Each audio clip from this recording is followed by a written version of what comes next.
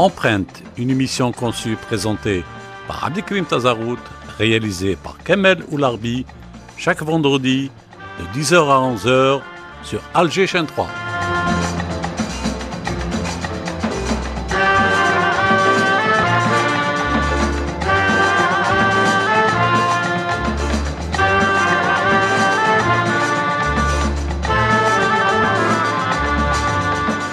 Amis auditeurs, bonjour. Fidèles auditeurs de la chaîne 3, bonjour. C'est vendredi, c'est Empreinte, votre émission hebdomadaire conçue et animée par Abdelkrim Tazarout, réalisée par Kamel Oularbi. Nous recevons aujourd'hui Karima Aïd Dahman. Karima Aïd Dahman, bonjour. Bonjour et merci pour l'invitation. C'est nous qui vous remercions de venir nous parler de votre livre, un livre fort intéressant et qui arrive à point, comme on dit. Oui. Donc, c'est les crimes de guerre de la France en Algérie, 1830-1847. C'est un livre d'histoire, c'est édité chez l'ANEP. Et je disais donc, c'est un livre qui arrive à point. Alors, rapidement, une présentation, puis je vous laisse le soin de le faire, si j'oublie. Vous êtes docteur en sciences du langage, professeur des universités d'Alger, autrice des travaux sur l'analyse des discours politiques et médiatiques, et bien sûr, auteur du livre « Les crimes de guerre de la France en Algérie », un essai qui est paru et édité donc par l'ANEP. Oui. Vous avez quelque chose à rajouter ?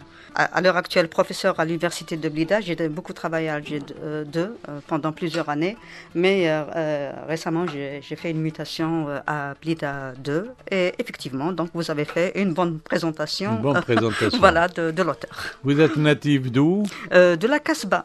De la Kasbah. De la Kasbah, effectivement. La Kasbah al-Mahrousa. Al-Mahrousa, la citadelle. La citadelle, La citadelle, on est au cœur de votre ouvrage. Exactement. Hein ? Exactement. Elle s'est bien défendue, la Kasbah ? Oui. Je suis fière des Moudjahidines, des Chouhada.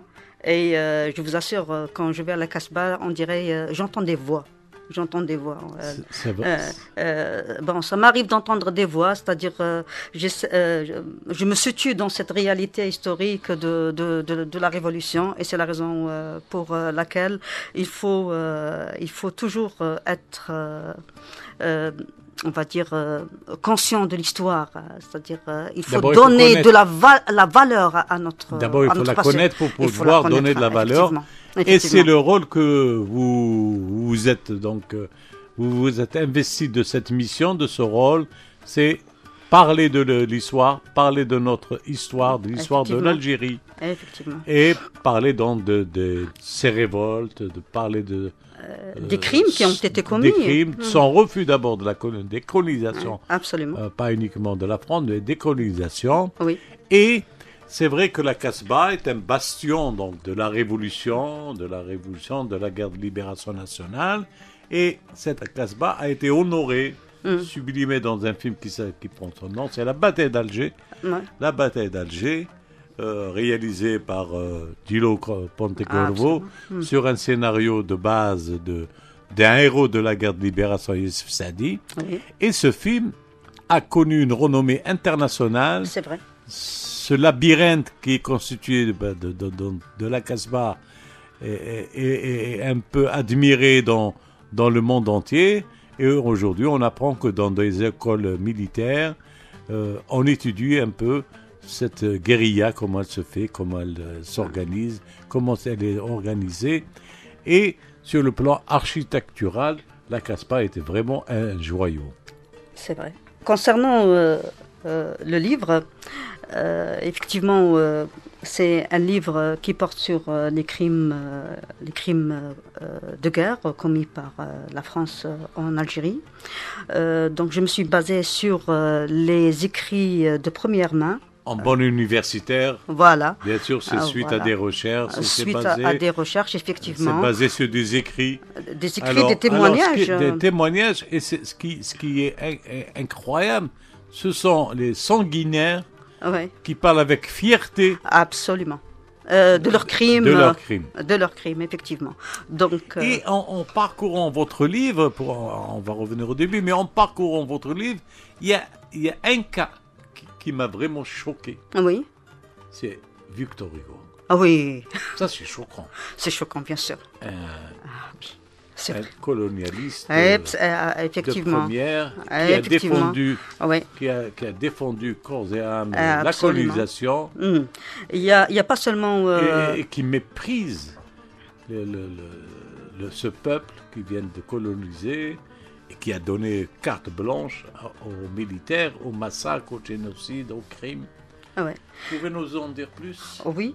Au fait, moi, je me suis basée sur les écrits de militaires, les sanguinaires. Sanguinaire.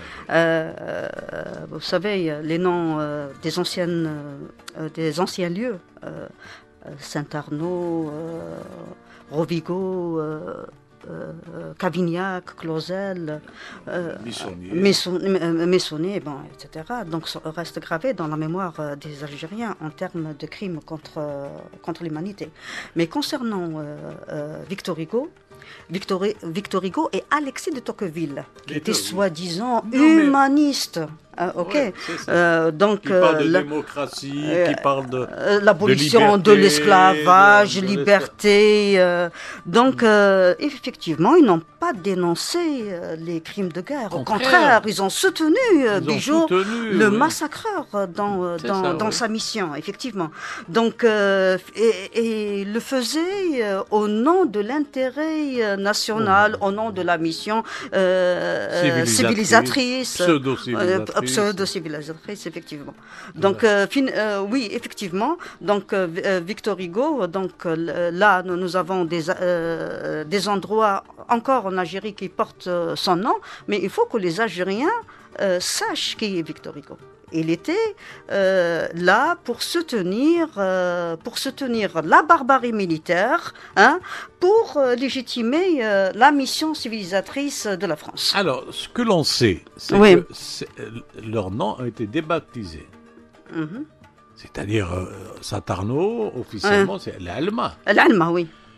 Missonnier, c'est un autre nom. Effectivement. Je ne me rappelle plus. Boussad, Fahad Boussad. Fahad Boussad. Ainsi de suite, c'est Clausel, etc. Cavignac, certainement aussi. Mais alors, est-ce que c'est par méconnaissance? Je crois que c'est par méconnaissance. C'est par méconnaissance. Pourquoi les gens... Alors, il y a certains par méconnaissance.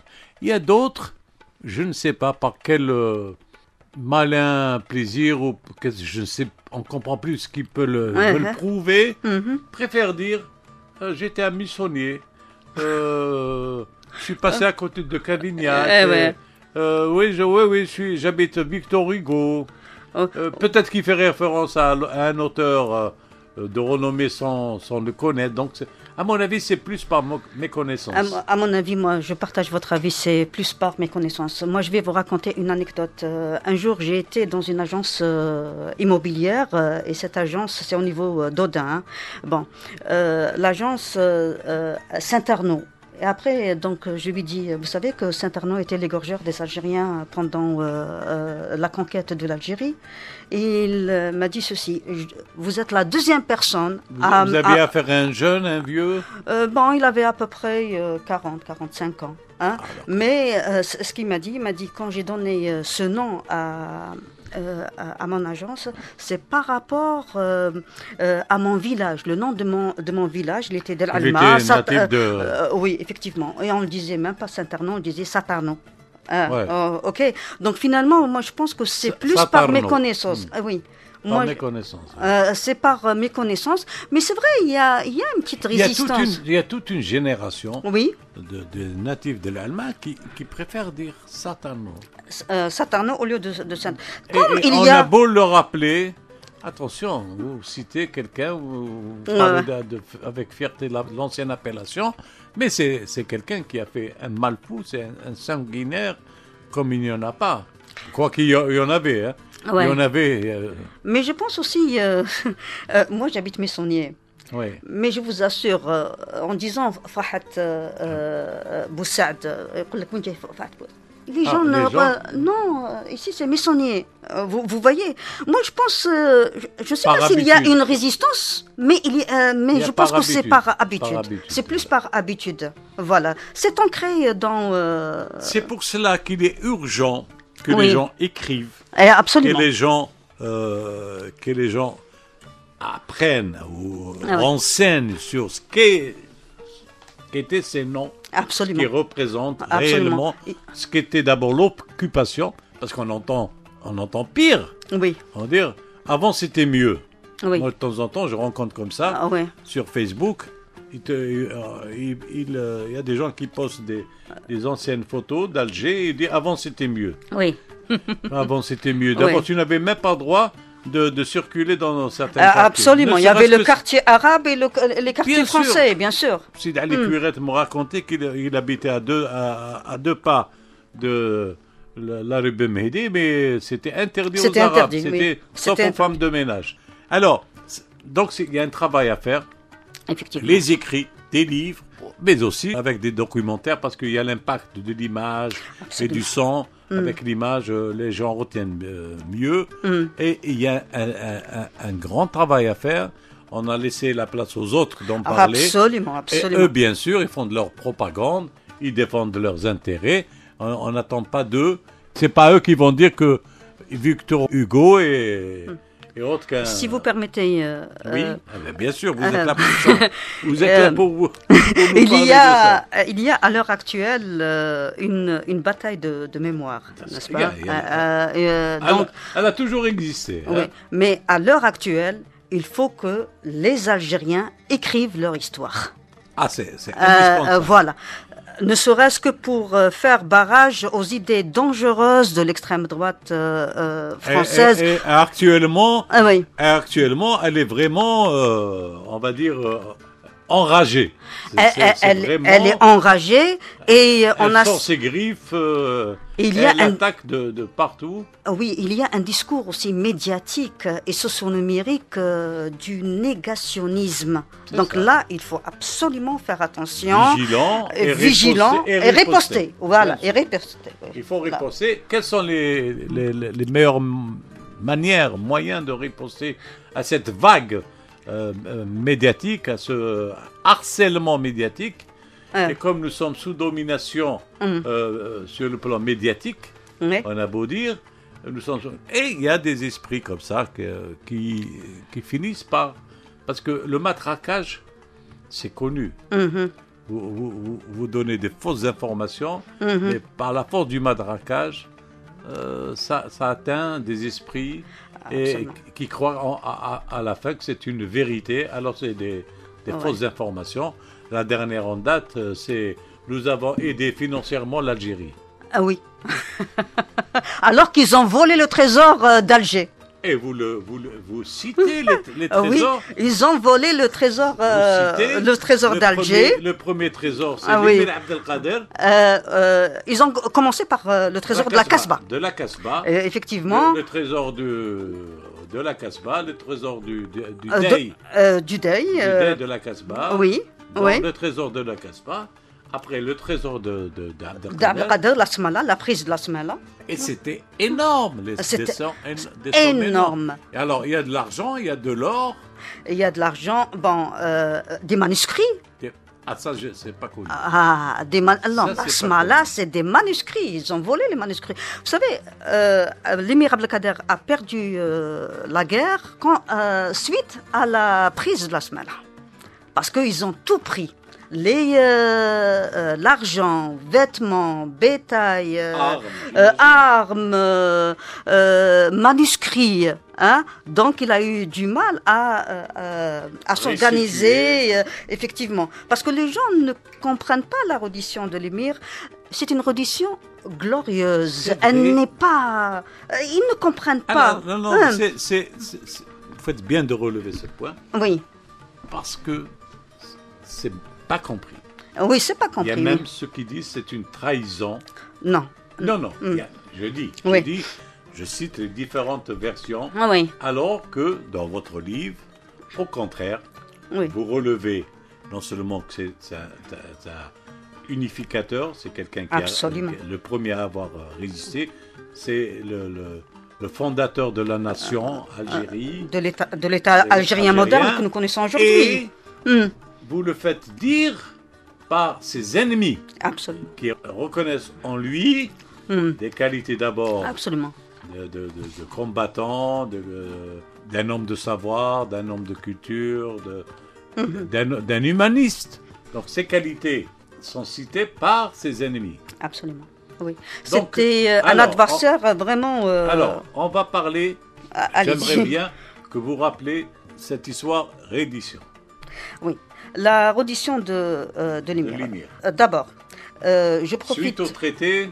Non, la reddition, il n'y a pas eu un traité, c'était... bon, il y a eu, on va dire, un accord, hein, c'est pas un traité, parce que les traités qui ont été signés avec l'émir, c'est le traité de Dimichel et le traité de la Tefna. Oui. Hein, mais il a négocié sa reddition, parce que lui, il était à la base un soufi, hein, un soufi, donc dès qu'il a... Parce que il faut le préciser, il a été pourchassé par le roi marocain et par les troupes françaises de Bijou et la Mauricie. Il y a le mot, il a été trahi par le roi du Maroc. Absolument. Et suite à la bataille d'Islay, bon. Et là, justement, en parlant du Maroc, en parlant de l'ouest du pays, donc c'est peut-être l'occasion pour moi, en tant qu'intellectuel, de revenir à ce qui a été dit, et ça a fait couler beaucoup d'encre, là, les propos de Sansal, qui était, alors là, vraiment, ce Voltaire de l'extrême droite. Ça dépasse la trahison. Ça dépasse, effectivement, la trahison. Et c'est pas Karima Eiderman qui le condamne. Il a été même condamné par... les propos ont été condamnés par l'historien Benjamin Stora. Hein, qui lui a rappelé la première résistance. Absolument. C'est un gars de Mascara. Absolument. Il a cité les villes de Mascara, d'Oran, de Tlemcen. Effectivement. Hein. Il y a eu la résistance. Absolument. En disant que cet écrivain a complètement perdu son honneur d'intellectuel. Hein? Moi, à mon avis, il a tout perdu. Il a tout perdu. Bien sûr, bien sûr. Mais Boujdara a été le premier à le désigner. Boujdara a été le premier à le traiter de tous les noms. Absolument. Et il avait les raisons, mais on n'a pas écouté. Déjà en 1994, il a dit celui-là est imposteur. C'est un imposteur. C'est un imposteur, oui. C'est grave. Non, c'est grave, c'est-à-dire... grave. Et vous faites bien de relever et de montrer ce qu'est l'émir Abdelkader, ce qu'est la résistance des Algériens.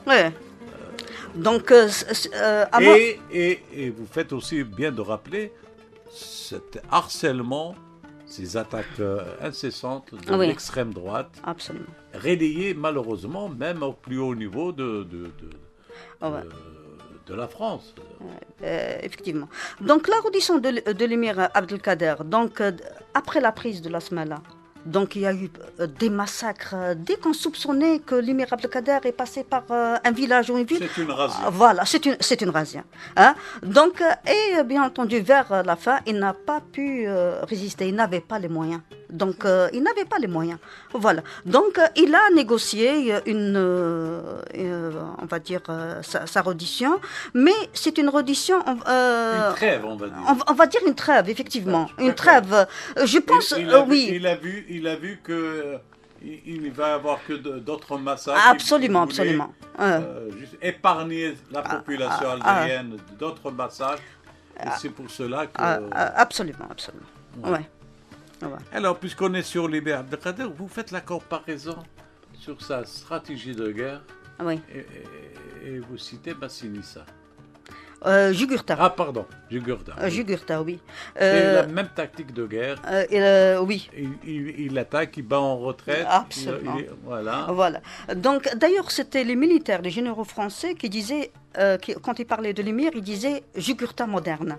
Hein, on l'appelait le Jugurtha moderne. Moderne, effectivement. Donc, mais il disait sur l'émir, il est plus habile, et plus redoutable que Jugurtha. Ouais. Effectivement. Donc, effectivement. C'était un lettré. Au fait, tous les généraux, c'est-à-dire dans leurs écrits, ont respecté l'émir, ont valorisé leur adversaire sérieux, insaisissable. Ok. Pieux. Donc, pieux, effectivement. Et humaniste. Et il parlait, bien entendu, de son humanisme par rapport au traitement des prisonniers. Hein? Alors, humanisme et traitement de prisonniers de guerre, c'est Oui. important de relever. Je ne suis pas spécialiste. Je crois que le statut de prisonnier de guerre, à qui on donne certains avantages, on va dire, à un prisonnier, c'est à partir de l'exemple du traitement de prisonniers de guerre de l'émir. Exactement. Je crois, je ne suis pas sûr à 100%, mais je crois qu'ils ont pris l'exemple du traitement des prisonniers de guerre dont De a toute fait façon- preuve l'émir. De toute façon, l'émir est connu pour son Humanisme. humanisme à l'échelle internationale. Oui, surtout après et- l'épisode de Damas, des chrétiens de Et Damas. effectivement, il a sauvé, je ne sais pas le nombre exact, mais les gens parlent de 12 000 chrétiens. Oui, Mais c'est énorme. c'est énorme. C'est oui. énorme. C'est énorme. Et il était très intelligent. Qu'est-ce qu'il disait? Vous pouvez les massacrer, mais après, ce sont vos mosquées qui vont être transformées en églises. Mais c'est-à-dire que ça, c'est quelqu'un mais qui... Non, c'est un stratège. Oui, C'est quelqu'un qui... C'est un stratège, c'est un guerrier. Donc, il sait Mm. que la riposte, la vengeance, elle est généralement...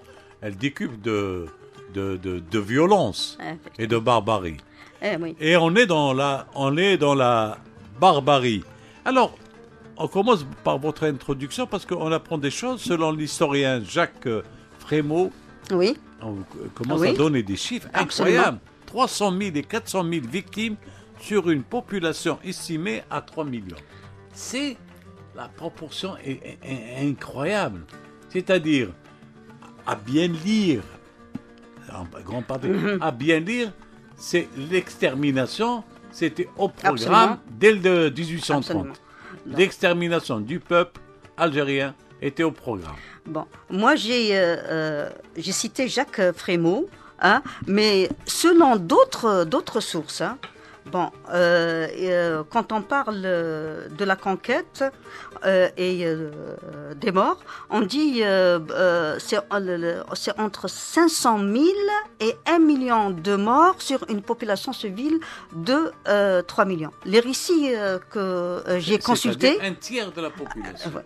Les récits que j'ai lus montrent que le bilan est non seulement lourd, mais on n'avait pas les moyens pour donner le chiffre exact. Ouais. Hein. Donc, Alors, à la limite, ils s'en souciaient guère. Bon. Qu'importe le nombre de morts. Absolument. L'essentiel, c'est d'occuper les terres oui. et de la vider de sa... Exactement. Et selon d'autres sources, l'Algérie a perdu entre 50 et 58% de sa population. Donc, la violence de la conquête explique par la suite la violence du 8 mai 45 et la violence, bien entendu, du 1er novembre, durant la guerre de libération. Amis auditeurs, vous êtes toujours avec Empreinte, votre émission consacrée aux livres, et nous recevons aujourd'hui Karima Dahman, qui nous parle des crimes de guerre de la France en Algérie de 1830 à 1845. Vous venez d'entendre un tiers de la population dès le début de la colonisation, comme quoi la violence et la barbarie, ce sont les autres, et contrairement à ce qu'il disait en désignant la population algérienne. Et un autre passage, vous dites, la véritable conquête débute avec des massacres répétés, exposition des têtes coupées. Effectivement. Ça, c'est la barbarie. C'est la barbarie extrême. Extrême. Des terres, déportation massive des populations. Oui. Rapt de femmes et d'enfants utilisés comme otages. Oui. Razzia, enfumade. Oui. Et nous avons là des écrits où émanent donc des acteurs de la conquête, des sanguinaires, Bugeaud, Lamoricière, Pélissier, Cavignac, Montagnac, Saint-Arnaud et d'autres. Oui. Effectivement, donc je me suis appuyée sur leurs témoignages. Il y a eu décapitation, recours au razzia, aux méthodes, je ne sais pas, tête coupée, dépossession des terres, vol du trésor de la Casbah, exhibition de têtes coupées, donc des oreilles aussi vol. coupées. Hein? Les oreilles coupées aussi. Oui, pour prendre les bijoux, justement. C'est ça. Les boucles d'oreilles, effectivement. Effectivement. Donc, en fumade, il ne faut pas oublier ça. En fumade. Alors, en fumade, on parle souvent des enfumades du Dahra, mais on oublie, parce que vous citez des enfumades d'une autre région que le Dahra. Oui. Le Dahra. Et ça, c'est nouveau, c'est le fruit d'un travail que vous faites, parce que c'est quand même les important. enfumades des Sbeha. Des Sbeha, voilà. Voilà, 11 juin 1844. Et l'auteur, c'était lui, Eugène Cavignac. Voilà.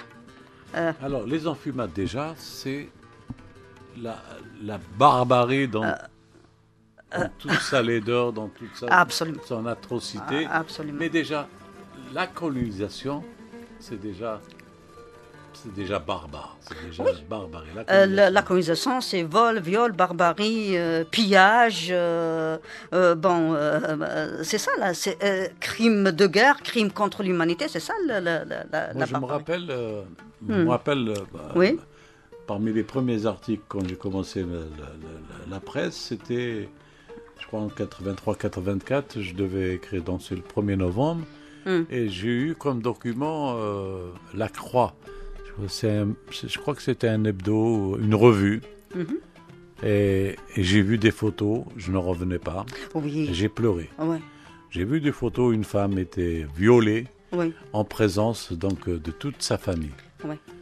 Ça aussi, c'est terrible. C'est terrible, c'est extrême. Ouais, J'aimerais bien que vous expliquiez à nos éditeurs vos véritables pensées, parce que vous n'avez pas écrit ce livre comme ça, sur ce qu'est le mot colonisation, ce que ce peuple algérien a souffert, les peuples d'Afrique ont souffert, ce que qu'endure le peuple palestinien, qu'endure le Sahara occidental. D'abord, il y a ce qui m'a poussé personnellement à écrire ce livre, c'est la déclaration d'Emmanuel Macron quand il dit l'Algérie n'existait pas avant 1830. Alors là, une autre aberration historique. Bon, donc lier l'existence d'une nation algérienne avant 1830 est une aberration historique, certes, mais psychologiquement, c'est difficile pour le peuple algérien d'accepter une telle déclaration. Ouais. Voilà, parce que bon, si l'État algérien a été créé en 1962, il faut dire que la nation existait déjà, parce que la nation, c'est quoi? C'est un ensemble, c'est une âme, hein? C'est une âme, c'est un héritage, des souvenirs, des liens. C'est ça la nation. Une langue, voilà, une religion, effectivement. Un peuple. Et le djihad dont on parle à tout propos n'est qu'une guerre défensive pour préserver sa culture, pour préserver son identité, pour préserver ses biens. Donc quand on parle de colonisation, la colonisation, comme je crois l'avoir déjà dit, c'est vol, viol, pillage. D'abord, il fait un déni. Il fait un déni de toute l'histoire. Absolument. La Numidie existait bien. Et eux-mêmes, ils ont dit on a repris l'héritage romain. Donc ça prouve que cette nation existait avant votre arrivée. Il y a aussi cette affaire du blé. La dette d'abord qu'avait la France. Absolument. Et le coup d'éventail, il n'est pas venu comme ça. Donc c'est des gens qui se contredisent dans leur déclaration. Si la France avait un consul, ça veut dire qu'il y avait une nation. Absolument, absolument. Mais venant, c'est-à-dire de la bouche d'un président de la République, c'est inacceptable. C'est inacceptable.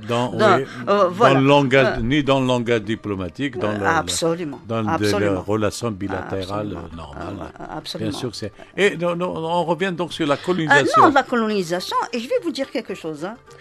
Ils ont été très barbares envers les Algériens, hein, mais en lisant davantage. Vous savez, tous les Français qui étaient contre la colonisation ont été eux aussi torturés et assassinés. Bien sûr. Je pense à Henri Alec, effectivement, qui est mort en 2013, qui a été torturé, sauvagement torturé. Il parle de ça. Et Maurice Audin. Maurice Audin, Maillot. Maillot, oui. etc., etc. Et Donc, ceux qui ont été condamnés, le cinéaste René Vauthier a été condamné quand il avait dénoncé le colonialisme dans son documentaire, film, oui, l'Afrique 50. oui, Il a dénoncé le colonialisme français. oui. Ça lui a valu 2 ans de prison pour atteinte à la sûreté Oui. nationale. Oui. Et bien sûr, toute manifestation pour le droit de l'Algérie était réprimée. Et on ne s'embarrasse pas de violence quand... Moi, ce que je n'ai pas compris, c'est la collection des crânes, des têtes coupées au niveau du encore, musée. voilà, ça aussi, c'est Mais incroyable. c'est dingue, hein. C'est dingue. Mais, je vous assure, hein, moi, Non, j'ai non. pas compris. Vous collectionnez des crânes C'est- et vous leur donnez un numéro. Un numéro, c'est difficile à croire. Absolument. Il Absolument. y a aussi cette supercherie ou gros mensonge nous avons apporté la civilisation. Ah oui. Il y a heureusement le chef qui a écrit des noms et des villes où il apporte le contraire. Mhm. Le nombre d'écoles qu'il y avait, coraniques ou autres, mais d'écoles qu'il y avait en Algérie, absolument. dépassé de loin ce qu'on a fait après la France. Alger, le nombre de langues qui étaient parlées par les Algérois, parce que c'était un port commercial très important, donc ainsi de suite. C'est-à-dire Oui. la civilisation, la culture. Ouais. Et donc on veut comme ça modifier, changer les choses, trahir, travestir Oui. l'histoire. Oui, mais l'histoire avec un grand H ne pardonne pas. Hein. Ne pardonne pas. Non, ne pardonne pas. Hein. Alors, l'histoire coloniale, vous le citez aussi, est souvent à sens unique, dans la mesure où le colonisateur ignore Oui. volontairement le colonisé, considéré comme inférieur et barbare. Absolument. Ouais. Au fait, C'est déjà, c'est-à-dire que avant même qu'ils mettent les pieds, il y a des études, des études ethnographiques. Hein. ouais. Voilà. Donc, moi, je pense aussi que le plus grand crime du colonisateur français reste aussi une image de l'Algérie et de l'Algérien qu'il fabriquait de toutes pièces comme une fausse monnaie, mais qui aurait cours légal. L'image est plus forte que le réel, pourvu qu'elle dure un peu dans le temps, elle finit par devenir vraie. Et Vérité une absolue. vérité, et c'est ça, c'est-à-dire les gens maintenant de l'extrême droite Mais et leurs tout ça, c'est une petits-enfants stratégie, croient maintenant... C'est étudié tout ça. Bien sûr, bien sûr. C'est fait à bon escient, c'est Oui. de bonne guerre, on va dire, mais... Oui. Et là, il y a le mot qui revient, il faut de la riposte. Il faut de la riposte et il faut que les Algériens écrivent leur histoire. Leur histoire. Voilà. Il n'y a pas notre... Alors, j'aime bien, vous prenez quand même des précisions académiques, c'est clair. Uh-huh. Cet essai n'est pas une liste de crimes, ni un procès du colonialisme, quoique vous en faites le procès, hein, Oui. mais nous avons jugé nécessaire, c'est vous qui parlez, je cite, Oui. de la mémoire dans le discours des acteurs de la conquête militaire. Là, c'est-à-dire, vraiment, vous enfoncez le clou, parce que c'est pas nous, Algériens, qui le disons, mais c'est vous-même Absolument, c'est leur témoignage. qui vous êtes fiers de vos crimes coloniaux. Ah oui. Effectivement, donc ce livre n'est pas une liste de crimes, mais un ouvrage sur la mémoire coloniale. Ils prétendent être civilisés. Hein, alors qu'ils coupent les têtes, qu'ils volent, qu'ils violent, voilà, ils étouffent femmes et enfants dans des grottes. Après, durant la guerre, ils bombardent au napalm. Absolument, hein, Ouais. au nom de l'intérêt national. Et ils parlent on va dire des droits de l'homme. Des droits de l'homme, voilà, des pays de lumière. Voilà, de missions civilisatrices. Oui, non, mais quelle contradiction aussi. Hein. Bon. Ouais. Ouais. Plus c'est gros, plus ça passe. Oui, oui.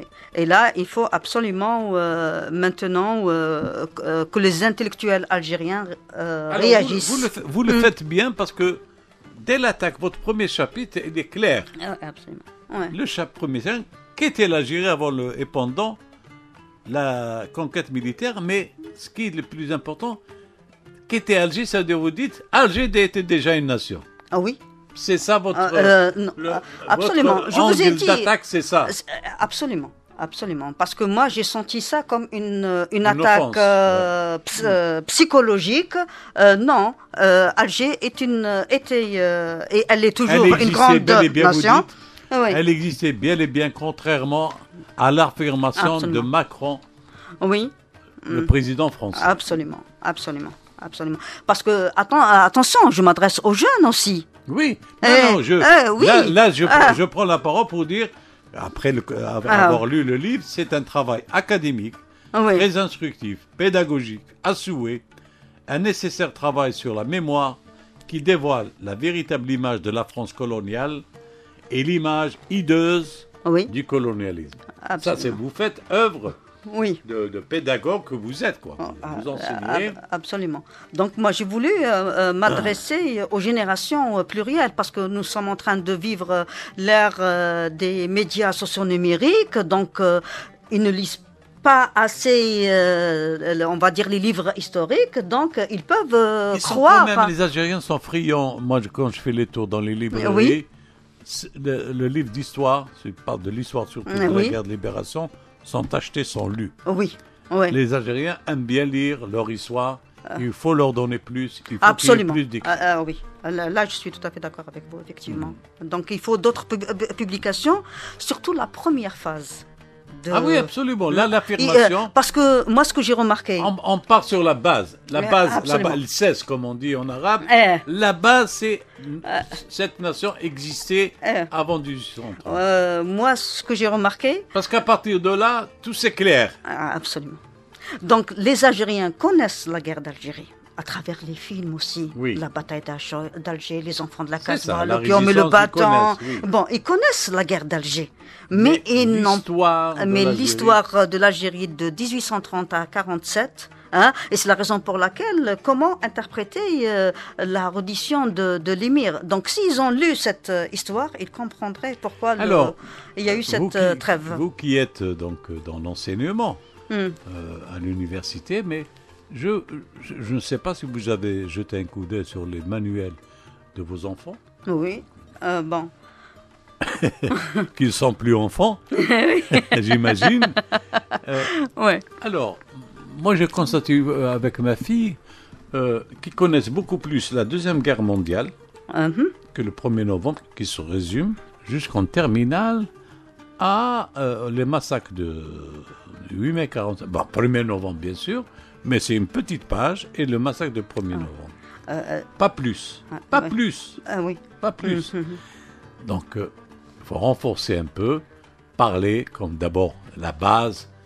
Ce pays était une nation. Absolument. Avec tout ce que renferme ce terme. Ça, il faut le faire. Et c'est à l'école, progressivement, de l'école primaire au moyen, en passant par le secondaire. J'ai lu récemment un chiffre donné par la sortie de l'histoire d'une résistante française en bande dessinée. Oui. Ça aussi, on l'a oublié. L'aide de la bande dessinée. En une semaine, ça s'est vendu à plus de 60 000 exemplaires. La bande dessinée, c'est un moyen aussi d'introduire l'histoire de notre pays. C'est vrai, comme vous dites, la séquence 54-62 est plus ou moins connue. En gros, elle est connue. Elle est connue, oui. Mais avant, c'est... avant. Et pourtant, nos rois sont connus. Alors, ils sont célèbres. Jugurtha, Massinissa sont connus. Kahina. Après, les révoltes, insurrections, Al-Muqarani, donc l'émir Abdelkader, Al-Muqarani, etc. Donc, il y en a eu des soulèvements, il y en a eu, les massacres, il y en a eu, et ça, chape de plomb. Les raisons sont à définir. Non, il faut revoir les textes au niveau des manuels scolaires. Là, je suis tout à fait d'accord avec vous. Et revenir à parler de la nation algérienne, à parler de notre histoire avant la conquête. C'est ça, avant la conquête. Avant la conquête. Ça, c'est important. Parce que la nation algérienne n'est pas né en 1830. Donc, il faut parler de Jugurtha, puisqu'on parle de l'émirable Kader Jugurtha Mordan. Alors, qui est Jugurtha, hein? Qui m'a signé ça, hein? Je vais vous dire quelque chose. Moi, je suis sûr et certain qu'il y a des archives sur le trésor qui a été pillé par les Français, au niveau d'Istanbul. Parce que je suppose que le deuil... Il y a un musée important, il y a une bonne partie qui est réservée absolument. À la régence d'Alger. Encore une fois, il faut qu'il y ait une commission d'experts. Hein? C'est-à-dire, chacun va prendre un volet, absolument. Son domaine. Mais je suis tout à fait d'accord avec vous quand vous parlez de la bande dessinée, faciliter l'accès à l'information par les moyens, les supports qui conviennent. La bande dessinée, le cinéma, le texte lu par des voix. Il y a des voix qui sont expressives. Oui. Donc des CD, des DVD. Absolument. Et après, bien sûr, vous avez le documentaire ou le film. Oui. Alors, parce que cette préparation de la conquête, il y a toute une préparation. Vous dites dans le deuxième chapitre, l'ethnographie au service de la stratégie militaire. Bien sûr. On ne vient pas comme ça, les mains vides. Absolument. Le meilleur moyen de vaincre son ennemi, c'est de le connaître. De le connaître. C'est de le connaître. Non seulement de le connaître, mais de le rabaisser. Oui. De le rabaisser déjà dans sa présentation. Alors, vous citez la représentation, c'est celle du bédouin, sanguinaire, nomade, voilà. Oui. Et du bon sauvage. Absolument. Alors, on peut pas faire mieux. Mais le meilleur moyen de vaincre son ennemi, c'est de le rabaisser, diviser pour mieux régner. Alors, il y a une autre représentation qui est aussi incroyable. C'est les Arabes n'ont que deux idées. En tête, oui. Dieu et la femme. Oui, et rien... deux passions, la religion et la guerre. Alors, on va commencer Dieu et la femme. Dieu et la femme. Bon, je ne sais pas. Il y a des études qui ont été faites parce que eux, ils essayaient à chaque fois de comprendre cette notion de djihad. Oui, parce le que djihad. Ça les a absolument, parce que vous savez. Comment ce mot arrive à rassembler, à soulever toute une population. Voilà. Effectivement, donc le djihad, mourir en martyr. Eux, ils n'ont pas ça. C'est ça. Vous voyez, donc c'est la raison pour laquelle ils disent ils n'ont que deux idées. Donc Dieu par rapport au djihad, et bien entendu la femme. Pourquoi ils citent la femme? C'est par rapport à la polygamie, vous voyez. Bon, on sait, dans l'imaginaire français, le musulman a droit à 4 femmes. Voilà, donc eux, c'est par rapport à... Alors, ces deux passions, oui, la religion et la guerre. La religion, je comprends, et la guerre. La guerre, c'est ça, c'est le djihad. Hein? Bon, mais encore une fois, le djihad dont on parle à tout propos, c'était pour défendre son honneur, sa patrie. Hein? Voilà, c'était une guerre défensive. C'est ça, défendre sa terre. Voilà. Il n'a pas attaqué, il n'a pas envahi un autre pays. Absolument, il est en train de défendre sa patrie. Sa patrie, oui. Alors, nous arrivons aussi à la violence coloniale. Oui. Alors là, c'est gros chapitre. Oui. Bugeaud, le génocidaire en Algérie, Bugeaud et la politique de la colonisation du peuplement. Hein? Donc, c'est quelque chose de durable. Construire, c'est quelque chose de durable en Algérie. C'est tuer, c'est exterminer ce peuple. Saint-Arnaud, le cruel officier. Oui. Les enfumades et les crimes de guerre légitimés. Ça aussi, c'est incroyable par Tocqueville et Hugo, l'incroyable Hugo, et toutes les encouragements aux forces donc coloniales. Absolument. Il s'agit d'exterminer tout un peuple. Ce chapitre aussi, c'est un peu tout l'intérêt de votre livre. Moi, j'en vois deux. Le premier, c'est de dire ce pays existe, cette nation existe, et vous mettez en lumière, encore une fois, ça n'a pas beaucoup été dit, les crimes de guerre en Algérie. Oui. Dès le début. Dès le début, parce que moi, je pense que tôt ou tard, la France doit faire le nécessaire, doit ouvrir les archives, même si les archives vont plaider contre elle. Mais il faut le faire, parce que nous avons une communauté franco-algérienne énorme. Donc, il y a des liens familiaux, culturels. Et effectivement, nous avons des documents officiels, authentiques, qui parlent des crimes de guerre. Bon, moi, je comprends un petit peu la position pour un pays des droits de l'homme de ne pas... Voilà, parce que c'est en contradiction avec tout. Bien sûr. Absolument. Les idéaux de la France. Absolument. Alors, j'ai retrouvé un passage où tout est dit. Hein. Il faut que les Arabes soient soumis, que le drapeau de la France soit le seul debout sur cette terre d'Afrique, mais que la guerre indispensable aujourd'hui n'est pas le but. Le but, c'est la conquête. Serait stérile sans colonisation. Je serai donc colonisateur ardent, car j'attache moins de gloire à vaincre dans le combat qu'à fonder quelque chose d'inutilement durable pour la France. Proclamation du 22 février 1841. Voilà.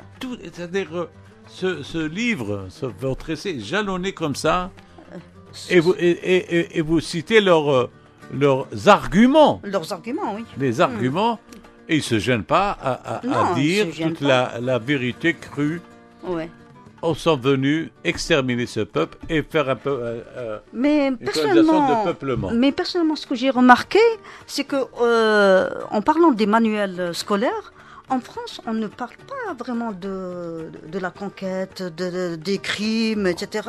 Ils sont dans leur mission civilisatrice. Alors, vous dites l'émir est le grand agitateur de l'Algérie. Absolument. Il se considère et s'annonce au peuple comme appelé par Dieu à rétablir la religion du prophète dans son antique pureté et l'empire musulman dans son antique splendeur. Pour lui, tout traité, quelques avantages qu'il soit, n'est qu'une trêve pour préparer les forces pour agir la rue sur l'indigène, pour tirer de la France et de l'Europe les moyens de continuer la lutte. Et c'est donc Guillard qui le dit, et vous citez toujours, vous réhabilitez, en un mot, vous réhabilitez l'émir Abdelkader, et vous le faites bien parce que nous avons aussi cette fâcheuse culture de noircir nous-mêmes nos héros.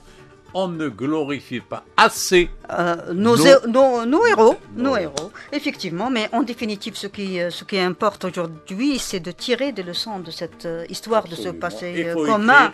Il faut écrire notre histoire, il faut riposter par nos écrits. C'est à nous de le faire, c'est à notre élite de le faire. Voilà, et par nos écrits, mais en même temps en fonction de leurs témoignages, parce que là nous avons des témoignages poignants.